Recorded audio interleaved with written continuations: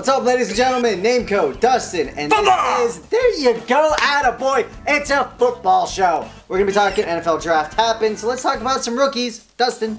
And it's just a portion of the list. See the full list, get on the website, check out the write-up on this if you want to read about a few more guys. Johnny Football is the first guy we're going to talk about. Went in the first round. I did not realize that. Went to the Browns. There's not a lot of talent out there, especially with the Josh Gordon situation going on. He's going to be asked to do a ton if he does start week 1. He's going to be running around all over the place, getting fantasy points. He could be relevant in 10-team, 12-team leagues. Definitely worth a look this year. 2 items. So excited that the Johnny Football thing and Extreme Football, just thought of that. And his guy is underplaying it. He's going to love him. He's Tebow with an arm. Love Tebow. His running mate. You sure hell's dead. Mike Evans, wide receiver, went 7th overall to the Bucs. He's a 6'5 receiver. Gotta love that size. Across from VJax, that is a very tall, formidable 1-2. I don't see him, though, putting up monster numbers because no real rookie wide receivers ever do.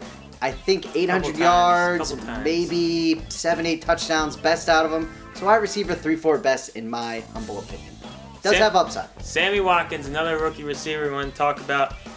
First receiver off the board, he went to Buffalo. Not the best place for him to land.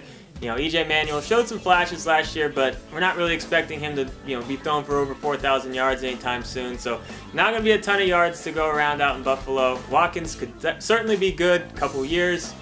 We're not really seeing it this year, but he's definitely a talented young receiver. Next guy I want to talk about is Marqise Lee, wide receiver, selected 39th overall to the Jags.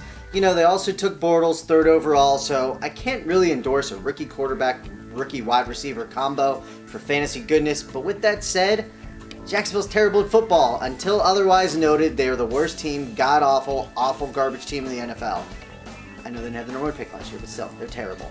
Therefore, what's going to happen is they're going to be behind early in games. Then they will throw the ball a ton, while the other team's playing like prevent defense, giving up a lot of passage. Here's my bold statement. I think Lee leads all rookies in targets and receptions this year. So as a PPR play, sneaky late round pick. Blackman, not going to play all entire season. Lee's going to be starting, guaranteed in my opinion. Next, we got a freak of nature tight end for you, and that's Ebron for Detroit. 10th overall pick in the draft, kind of surprised some people. This guy is definitely just one of those big athletic tight ends. Looks more kind of like a big receiver than he does a tight end, but he can go up and get the ball. But look at the big rookie tight ends the last couple years with Eifert and Fleener.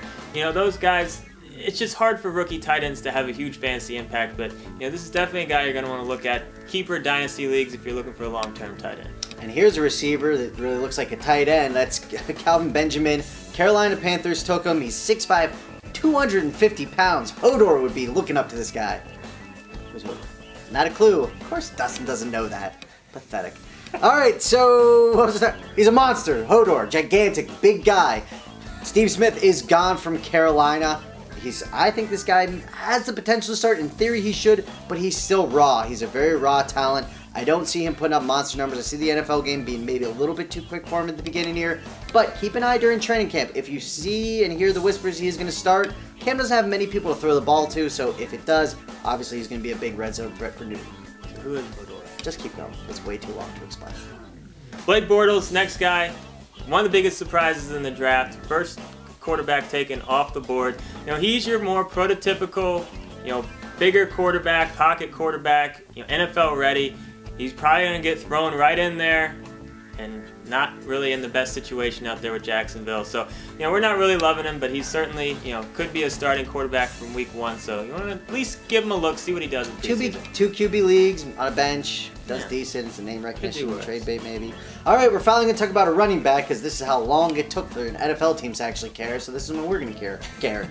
54th overall pick, Bishop Sankey.